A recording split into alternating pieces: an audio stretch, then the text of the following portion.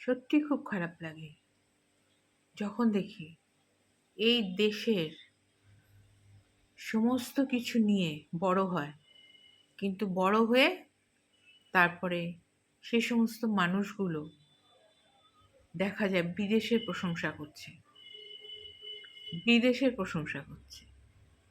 মানে এখানে যত ছেলে মেয়ে চাকরি করছে, ব্যবসা করছে, যা কিছু করে বেঁচে আছে, কোটি কোটি মানুষ, তারা সব যেন গরু ছাগল। তাদের কোনো জীবনের মূল্য নেই, তাদের টাকারও মূল্য নেই। সে তারা যত টাকাই ইনকাম করুক এখানে ব্যবসা করে, চাকরি করে, কোনো মূল্য নেই। কারণ হচ্ছে বিদেশ সব, তাই না? এখানে যত শিক্ষিত মানুষ থাক, তারা যত কিছুই তাদের মানে মেধা দিয়ে যা কিছু করছে, তার যেন এক একটা মানুষের কথাবার্তায় আর ব্যবহারে মনে হয় যেন এখানকার মানুষগুলো কোনো ভ্যালুই নেই, ইনভ্যালিড সব, আতপাগল সব এখানেই রয়েছে। টোটালটা যেন বিদেশে রয়েছে, বিদেশের মাটি, বিদেশের প্রশংসা, বিদেশের খাওয়া দাওয়া, বিদেশের চালচলন, বিদেশের চিকিৎসা, সব কিছু বিদেশে। কটা মানুষ যাচ্ছে এখান থেকে বিদেশে?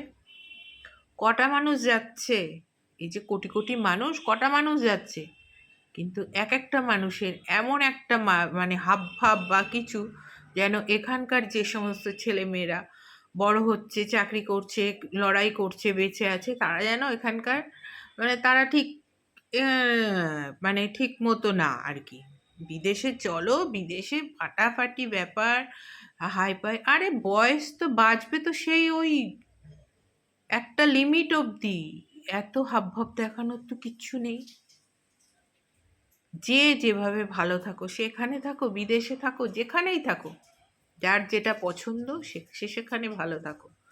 কিন্তু নিজের দেশকে অপমান করো না। নিজের দেশের ছেলে মেয়ে বা যারা লড়াই করে বেঁচে রয়েছে তাদেরকে সবসময় এমন একটা আভাব দেখিও না যে বিদেশে না গেলে ঠিক ঠিক মতো যেন পুরো উচ্চ শিক্ষিত হওয়া যায় না, ঠিক মতো শিক্ষিত হওয়া যায় না। এই ভাব করে নিজের দেশকে অপমান করাটা আমি মনে করি খুব বোকামি।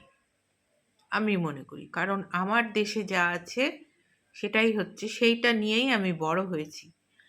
সেইটা খেয়ে তার জলবায়ু, তার যা কিছু, তার সম্পদ, সেটা ব্যবহার করে আমি আজকে এই জায়গায় এসেছি। সুতরাং তাকে অপমান করা মানে নিজের পিতামাতাকেও অপমান করা, নিজের ধরিত্রীকে অপমান করা মানে, তাই না?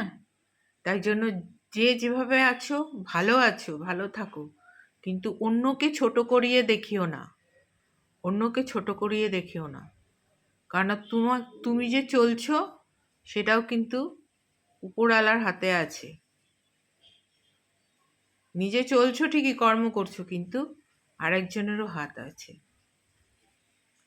সব কিছু নিয়ে। তাই অহংকার করা বৃথাই। কর্ম করো, অন্যকেও সম্মান করো।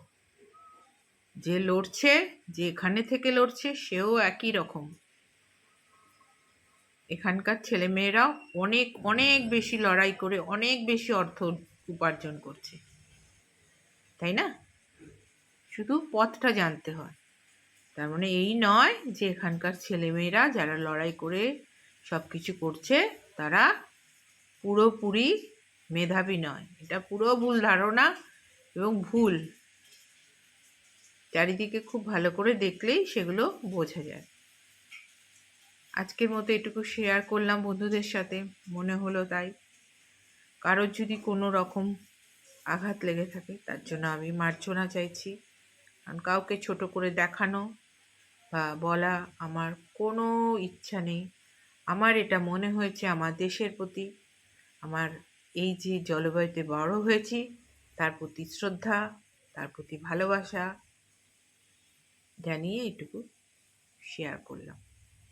সবাইকে আমার অনেক শ্রদ্ধা, সম্মান আর ভালোবাসা।